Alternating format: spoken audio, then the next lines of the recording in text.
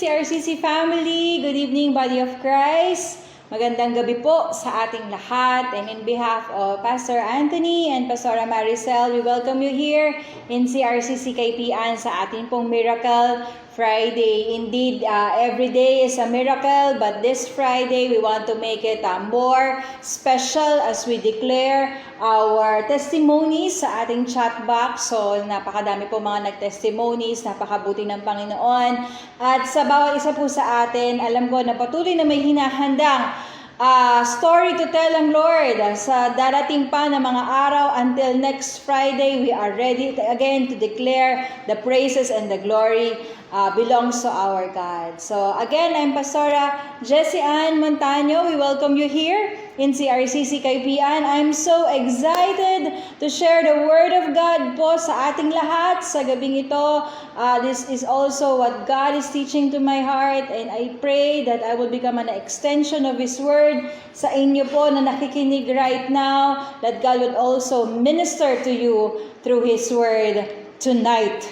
And as I am excited, let's dive in, let's jump into our word. Ang ating pong title sa gabing ito is Every Life Story is for God's Glory. Kanina po, ang dami mga nag-declare ng kanilang mga pasasalamat, and all those things are part of the story that would bring glory to our God. Praise the Lord. We will be talking about the story of Zacchaeus. Okay, and let's read on Luke 19 verse 1 to 10.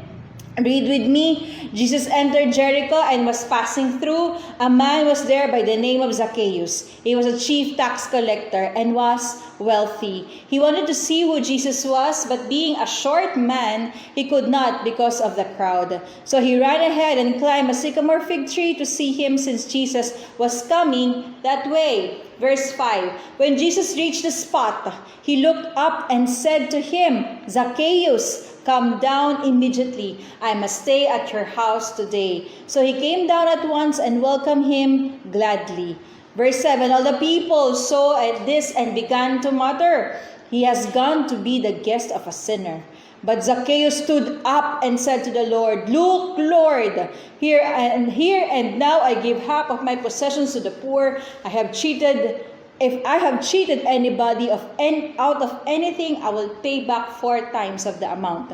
Jesus said to him, today salvation has come to this house, because this man too is a son of Abraham. For the Son of Man came to seek and save what was lost. As we read a while ago, nakita natin yung background ni Zacchaeus. Zacchaeus was known to be a chief tax collector. So he was a tax collector of all the tax collectors. And because of that, he was wealthy. His profession is full of corruption, greed, and his profession was judged by the people. Because being a chief tax collector, people knew he was exploiting so much money out of them. So talagang ang buhay ni Zacchaeus was really being judged by the people. He was corrupt, he was greed. And my question is, have you experienced being judged by other people? Maybe itong judgment na to ay tama naman, or maybe mali, or maybe you are just misjudged. How did you feel? Actually, when you just hear negative words, people telling you, it already gives you that feeling of being isolated, diba? The indifference Zacchaeus experienced during this time made him feel isolated. He was hated by the people kasi nga he was extorting money, too much money out of them. That is somehow what really happened kay Zacchaeus. But you know what? I believe Zacchaeus started in his life, he was a good man. As we all are. Our life, we all started to be good. Mabait naman talaga eh.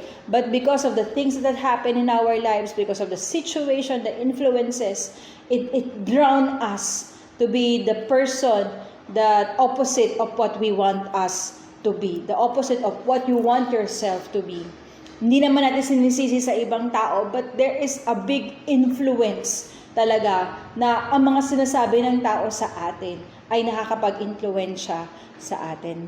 The biggest question is, and that will be our next slide, what made the big change was his encounter with Jesus Christ. With all of the things happening sa buhay ni Zacchaeus, with all of the negative words na naririnig niya, isa lang ang nagpabago sa buhay niya, and that is his encounter with Jesus Christ. We could see this on verse 5 and 6.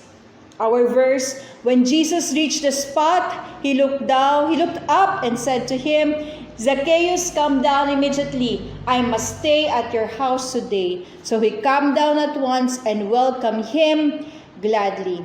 Zacchaeus was full of excitement to meet Jesus. Just to see him, he climbed a sycamore tree. You know what a sycamore tree is? It's a tree full of thorns. Malalaki po yung thorns niyang puno na yan. And it was not easy for a short man to climb that kind of tree. But needless of that, he climbed the tree, and because of that climbing of a tree, he already made the point that he was eager to see Jesus Christ. His eagerness, his desire to be noticed by Jesus Christ is a sign of desperation, a sign of humility that says, Lord, I need you. Hindi man dineclare ni Zacchaeus sa nabasa natin na meron siyang sinabing kailangan niya ang Panginoon, but his actions tell it so. Our next question. As of the moment, is your heart right now desperate to seek God? Can your heart tell right now, Lord, I need you? Can your heart say it at this very moment, Lord, I need you? If your answer is yes, then it will be confirmed to your actions. Actually, madali lang man sabihin Lord, I need you. Lord, I want you. I'm desperate for you. Pero our actions would define the real intentions of our heart. Kung ano yung galaw mo, yun ang nagpapakita kung anong laman ng puso mo. If your answer is yes, it will be confirmed to your actions. Like Zacchaeus, he did things that are not expected of him to do, but he did it anyway because there is a longing in his heart, the need to experience Jesus. If your answer is no to our question, I do believe God is right now knocking at the door of your heart, and He is giving you this opportunity to listen to Him, to listen to His Word, and to open your heart tonight. That's my prayer. Kung ikaw yung tao, nasendan ka ng link right now, you are first timer here in our online ministry, and you click the link and you are hearing this message right now, and deep inside you, there is something that is telling you na patayin mo na yan. You have so many things to do. Diba? You have heard that word. You can pass by to this preaching again. Well, I tell you, just hold on. Take this opportunity to listen to the Word of God, because God has something for you, in store for you, to change you and to meet your need. I will jump into two things that I have learned through this story. Number one, what will I learn? Anong natutunan ko? And I will share this to you. Number one, Zacchaeus wanted to see who Jesus was. That was on verse 3. Zacchaeus wanted to see who Jesus was. Maybe he has heard what Jesus have done in his miracles, what Jesus had done in his teachings, what he have taught, what he have seen in other people. Maybe meron siyang mga kaibigan before that have lives that are totally opposite of what he is seeing right now, because they are crediting this to Jesus Christ. Diba? They are pointing their changed life to Jesus Christ. That made a big question kay Zacchaeus during that time. Maybe he haven't seen Jesus in person. Diba? So, this is the time that Zacchaeus desired to see God. Maybe another reason, he was looking to a confirmation. Diba? He had heard a lot, he was expecting, he was there that he wants to prove that totoo ba yung mga narinig niya. So he was there, he had an expectant heart. Zacchaeus had an expectant heart. But the Bible tells clearly that Zacchaeus wanted to see who Jesus was. Zacchaeus wanted to have a personal encounter. He wants to see kung anong gagawin ng Lord. He was expecting greater things for that meeting on that day. Discovery will always start from having a desire. What you desire right now will give you an opportunity to discover new things. But not all desires are turned into new discovery. Sometimes desires dies down because there is no passion to fuel it. There is something already going on in the life of Zacchaeus. His desire was there. It's getting bigger, 'di ba? Umakyat na siya ng puno, 'di ba? And ang puno ay punong-puno ng thorns. It was not an easy climb for him, but he made it. There were also people around him looking at him. Anong ginagawa mo dyan sa puno? Bakit ka nandiyan dyan? He easily left everything, every eyes na nakikita sa kanya, because he desired for something. He was expecting for something. He wants to discover something in his life. And his discovery starts from a desire. But some other times, those desires that we have dies down. Why? Kasi walang passion. On our next slide, it says there, passion is the bridge from desire to discovery. A lot of people desire to change. A lot of people want to change. Meron namang prompting sa heart na gusto makilala ang Lord, gusto mas maging malalim ang relasyon sa Panginoon. Pero hindi nakakarating, hindi na itatawid yung desire to discovery. And what I'm telling you about discovery is about the personal experience. Yung ikaw mismo na experience mo. That's what I'm talking about. Pag sinabing discovery, that ikaw mismo may personal knowledge ka. Have you experienced a friend telling you a very story na sold out siya? Diba? Na I remember one friend na kinukwento sa akin, bagong-bago nun yung IMAX na sinihan, and he was telling na, alam mo, ang ganda-ganda doon. And he was really elaborating things. And then I answered, kailan ka pumunta? Anong pinanood mo? Diba? And she told me na, kinwento lang din sa akin. Sabi ko, okay, di ba? Ang galing ng pagkakakwento. Parang nandoon ka first hand. Pero nung sinabi niya sa akin na kinuwento na lang sa kanya, all my expectations, di ba? Parang, okay, sige, I have to prove it on my own, di ba? Kailangan pumunta ako doon para mapatunayan ko lahat ng sinabi mo ay totoo. And that's what I'm talking about, discovery. It's your personal experience. Maraming mga tao hindi nakakatawid sa personal experience. Why? Because they lack passion. Diba? And passion is the bridge, sabi ko nga, from desire to discovery. How will you know if you're adding up passion to your desire? By doing extraordinary things. If you're starting to do extraordinary things in your life, then you're fueling up your passion. Then passion is started to grow in your life. Kasi simply as doing extraordinary things is this. Hindi naman sinabing bonggang-bonggang gawin mo. Diba? If extraordinary things sa'yo ang sumakay ng bus at mag-preach ng gospel, then do it. That's an extraordinary thing for you. Then you go for it. That is a conviction that God has been giving you. Then go it. Other people's extraordinary experience will be as simple as this. You wake up early in the morning at 6 o'clock. You click the link on our morning prayer and devotion. You pray to your room, having your cell phone with your hand. It's already an extraordinary experience. Sa ibang tao, ordinaryo lang yun. Pero sa'yo, extraordinary. Then do it. Are you getting the point? Hindi ibig sabihin ng extraordinary things ay yung mga bonggang-bonggang, mga malalaking bagay na. Actually, every big thing starts from small beginnings, sabi nga nila. May mga maliliit ka na ginagawa as other people sees it, but sa'yo extraordinary na, then do it.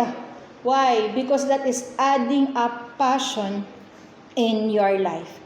Zacchaeus did the most extraordinary thing. He didn't mind the people that they will say or what they would say. He just want to fuel his desire by seeing Jesus Christ. He supported his desire by doing extraordinary things. And those extraordinary things, climbing that very tree, is showing how passionate he was. Do not live in life just having a desire to go an extra mile, but put passion to your desire. Do extraordinary things that will make you discover how wonderful life can be. Sabi ko nga, maraming hindi nakakatawid sa discovery. Puro desire, puro desire. Diba? Desire ko naman talagang pumayat. Desire ko magkaroon ng magandang bahay. Desire ko magkaroon ng 6-digit na salary. Desire ko magkaroon ng sasakyan. Lahat puro desire. Pero what would bring you to that personal experience, to the discovery of that desire to come into place is your passion. That's the missing link. Okay, we will go doon deeper on that sa ating pag-aaral. Number 2, what I've learned on this verse is Jesus reached the spot. On verse 5, Jesus said, when Jesus reached the spot, he looked up and said to him, Zacchaeus, come down immediately. I must stay at your house today. Take note that Jesus was the one who came near to Zacchaeus. Ang basa ni Zacchaeus, he climbed that sycamore tree because he was seeing Jesus approaching. Nakita niya. So, papunta dito ang Panginoon. So, si Jesus, so ito yung way niya. So, hanap ako ng puno na malapit para makita ko siya, papalapit. So, he chose that sycamore tree. As he knew na yun yung best opportunity niya para makita niya ang Lord. The tree was there whom Zacchaeus had climbed. Zacchaeus knew it would be the best view for him to see Jesus. But Jesus already have something in mind. I'm excited of this. Jesus already have something in mind. Comment below, Jesus had something amazing for me. Comment that below. Jesus had something amazing for me. For all Zacchaeus thought, akala niya lang, dito lang sa puno na to, maakyat ko lang to, makita ko ang Panginoon, total papunta naman siya dito, I just might have a glimpse of Him, it's okay, nakita ko na ang Panginoon. But Jesus had something better for him. When God sees our passion, take a look at this, read with me. When God sees our passion to seek Him, He will make it a point that He will reach us no matter what.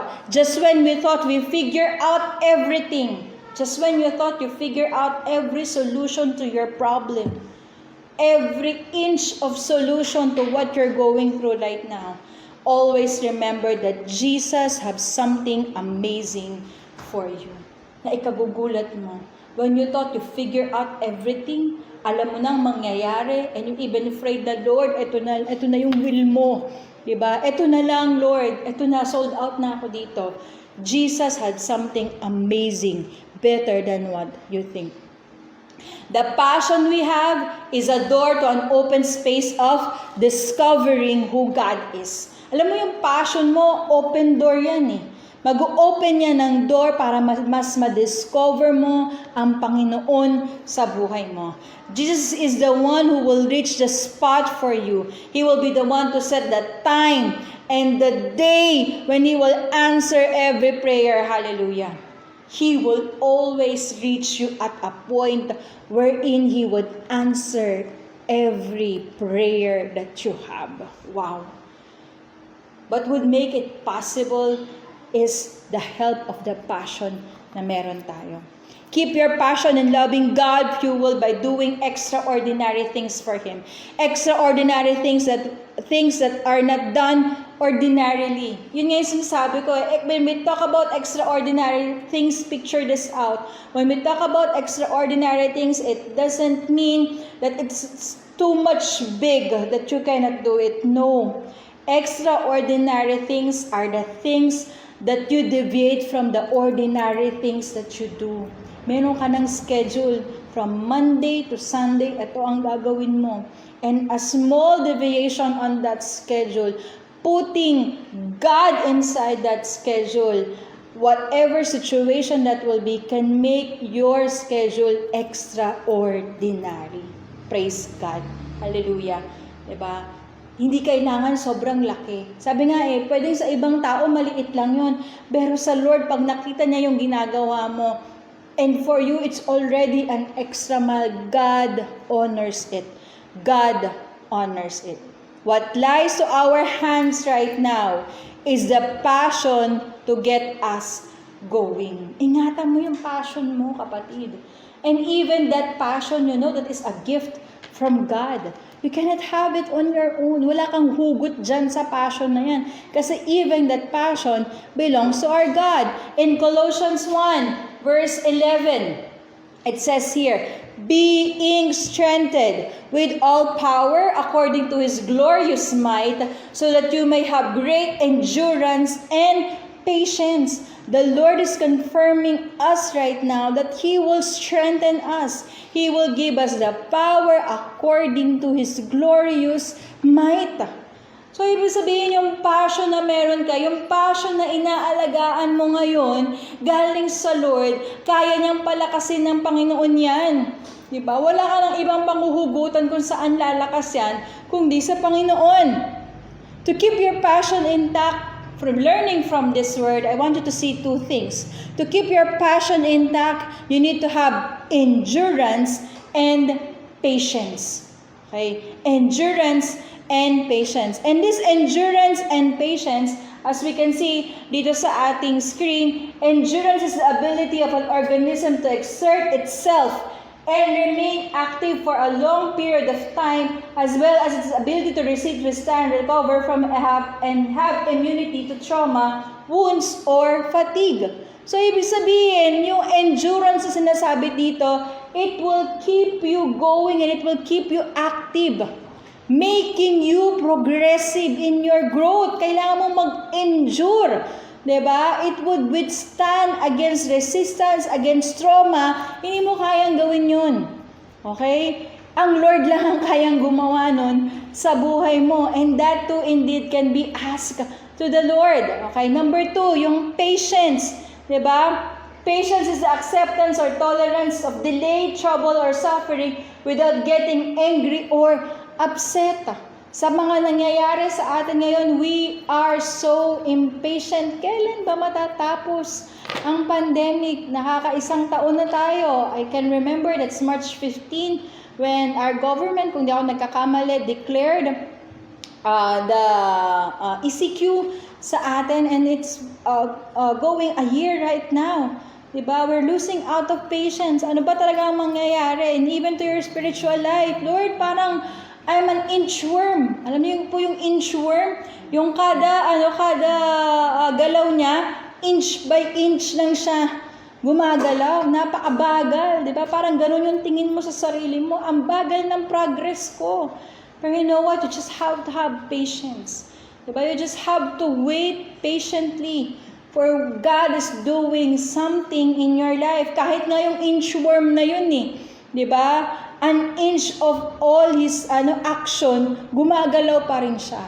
So, ibig sabihin, even an inchworm can progress. Okay? Dun sa ginagawa niya. Kasi gumagalaw siya. Okay? No matter what people would say, our passion must stay intact. It can be questioned by people, but it has to endure hardship because God is the one who will sustain us. Colossians 1:11, being strengthened, you will always be strengthened by God. Ito yung sinabi, let's go to this. In verse 7, all the people saw this and began to mutter, he has gone to be the guest of a sinner. Wow. Alam niyo, sinasabi to ng mga tao kay Jesus Christ. These are the words that is being addressed to Jesus Christ. Yung he na sinasabi dito is a way of telling that Jesus Christ is going to be a guest of a sinner. Si Zacchaeus. Pero alam nyo, yung judgment ng mga people, that is a way that would kill your passion. But you still have to pursue God. You still have to push it. You still have to make yourselves intact. People will actually do anything to stop you as they use by the enemy but nothing should come your way. Amen. Nothing should come your way. You have to shut them out by doing extraordinary things that would nullify their accusation. Bigyan ko kayo ng example. Verse 8. Ito yung ginawa ni Zacchaeus. Sabi ng mga tao, pupunta si Jesus, pupunta ka sa isang bahay ng isang sinner. And how would I imagine Zacchaeus' face right then when he hears those words coming from the people? Sabi niya on verse 8, but Zacchaeus stood up and said to the Lord, "Look, Lord, here and now I give half of my possessions to the poor, and if I have cheated anybody out of anything, I will pay back 4 times the amount." Nung sinabi to ni Zacchaeus, I imagine how the people's faces were, how they react to those powerful words na binitawan ni Zacchaeus. Those words are extraordinary. And he didn't say that to the people. He addressed those words to the Lord. Sabi niya, "Look, Lord." It's like, Lord, tignan mo ko, mata sa mata. Lord, tignan mo ko mata sa mata. Ito ang sinasabi ko ngayon sa iyo. Kung meron man akong inabuso dito, I would pay back half of my possession to the poor. Bibigay ko sa mga mahihirap. And if I have cheated, parang ang hirap namang sabihin wala siyang chinit kasi all of those people are paying their taxes. So parang mo nang sabihin lahat sila ay chinit mo. Itong sinabi niya, I will pay back 4 times the amount. Parang sinabi na ni Zacchaeus right now that I will give everything. Hallelujah. I will give everything to show to you, Lord, diba, that I am willing to obey you. I am willing to follow you. I am willing to shut out their accusations of me. Ano man ang mga sinasabi nila ngayon sa akin, Lord, I am willing to focus on you and give you my 100%. Dahil kung ano man ang sinasabi nila ngayon, I don't care. The only thing that I have in my heart right now is I want to give my all in you. Praise the Lord for that. Alam niyo, habang binabasa ko to, grabe to si Zacchaeus. Wala pang hinihingi sa kanya ang Lord, ready niya nang ibigay ang lahat. Alam niyo, as a response to that declaration na ginawa ni Zacchaeus, on verse 9, Jesus said to him, "Today, salvation has come to this house because this man too is a son of Abraham. For the Son of Man came to seek and to save what was lost." Wow! Naitawid ni Zacchaeus yung kanyang desire sa kanyang discovery, sa kanyang personal experience. At naitawid niya yon because of the passion that God have seen in him. Amen. Kaya importante ang passion natin. Kung gusto natin makapag-experience ng mga bagay na extraordinary sa Panginoon, come on! Fuel up your passion. Make extraordinary things. Deviate from the ordinary things that you are doing right now. And make it a goal to do extraordinary things for God. The purpose of the meeting Zacchaeus was done. The discovery of having relationship with Jesus Christ gave Zacchaeus a life he will no longer be ashamed of. Alam nyo, bago nangyari to, I can imagine how people treated Zacchaeus. How people are mad at him, how they respond sa kanya, how they ridicule him siguro, because people are really angry with him kasi nga, kinukuha niya yung pera ng mga tao. But after this incident, I suddenly came to imagine how his life was changed because of that meeting, because of that situation. That his life that he was ashamed of was totally changed. Amen. Nabago because of that encounter. Would you like to have a life that you will be proud of? That will be my next question. Would you like a life? Would you like to have a life that you will be proud of?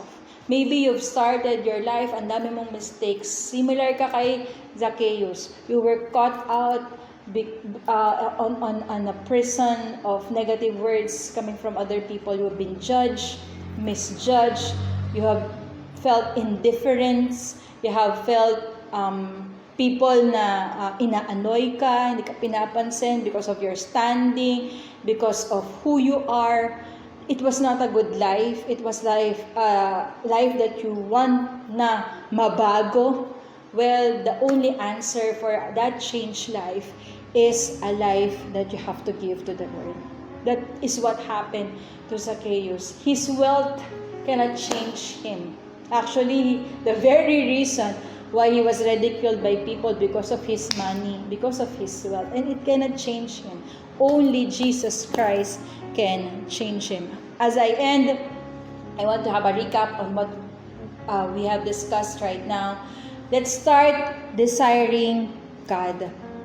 Have a desire for God. Alam mo yung desire na yan, maybe it's too small for some right now. Maybe you are a first-timer right now, may nag-send sa'yo ng link ng Miracle Friday na service right now. And itong link na to, nung kinlik mo, started to see, you started to hear the Word of God, you started to identify yourself to the stories or to the verses that we are reading. Well, God is already fueling up that desire in you. God is inching up that desire in you. Stick on, hold on. Because number 2, fill yourself with a passion to know Him. How will you fill yourself with the passion of knowing Him? God is already putting people in your life. And those people will help you passion that. Diba?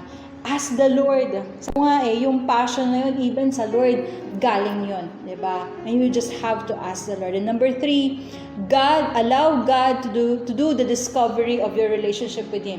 Take note, allow God, because there are times we thought that we already knew how we could go through our relationship with the Lord. We thought we already knew how to discover God. But no, the Holy Spirit is the one who would help us discover or deepen our relationship with Him. So we must allow Him. We must be sensitive of what God is doing, because God is the initiator of everything. Ini-initiate niya na yung gusto niyang mangyari sa buhay mo. Let's just allow God to transform us as we discover Him through our relationship with Him. Our last verse in Isaiah chapter 1, verse 18. Come now, let us reason together, said the Lord. Though your sins be as scarlet, they shall be as white as snow. Though they will be red like crimson, they shall be wool. Alam mo yung sinabi ng Lord dito, come now, let us reason together. God is inviting us to have a talk with Him. To have a one-on-one talk with Him. When you say reason, meron niyang balikan ng mga salita. Ibig sabihin, you are trying to converse. You are having a conversation with God. The conversation that God wants to have right now is just not one way. Gusto niya nagsasalita tayo. Gusto niya nakikita or naririnig yung nararamdaman natin. Yun yung gustong relasyon ng Panginoon sa atin. That we will come to Him as who we are. Sabi dito, though our sins really has the stain. Diba? Pag may nakita tayong puting tela at merong maliit na stain, very, very nag-distinguish natin, nakikita natin. Diba? Pero ang sabi ng Lord dito, even that stain of sin, He can wash, He can purify. As I end, if you knew yourself right now that God is fueling the passion in your heart, whether you have previously given your life to God, or this is your first time to give your life to the Lord, I tell you, every part of your life story is a way of giving God the glory. It doesn't matter if you start up not so good. God is there to make that good even better and even amazing. As I end, I want to pray for you. Sabi ko nga, may mga sitwasyon sa buhay mo ngayon na sana hindi ka nakikinig right now. And even during the time na nakikinig ka, there are so many things in your mind na gusto mo nang tapusin yung pakikinig mo, gusto mo nang pumunta doon sa gusto mong puntahan o gawin yung gusto mong gawin. Pero you made it here, you come to this point because this is the time that I will be praying for you. And I will be asking the Lord to fuel that passion in you. I know each one of us listening to right now, there is a passion that is now growing in our hearts. And I pray that that passion wouldn't end just by hearing this message or by experiencing yung naririnig natin yung message na to, but it will go for long. It will take you to another level of your relationship with God. Come on, let us pray. Father, thank you for this evening. Thank you for the word that you have given to us through the life of Zacchaeus. Lord, I believe that there are people right now hearing this message that they want their hearts to be fueled again with the passion that they have in you. I pray, Lord God, teach them to do extraordinary things. Teach them, Lord God, give them wisdom of how they could start their life doing extraordinary things for you.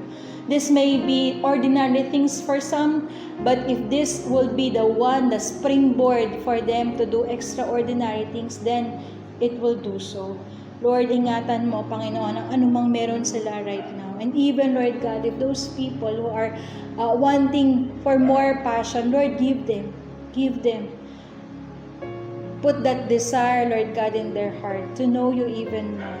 And dun sa mga first-timers po na nakikinig ngayong gabi, I pray, Lord God, that they will have more hunger of knowing you.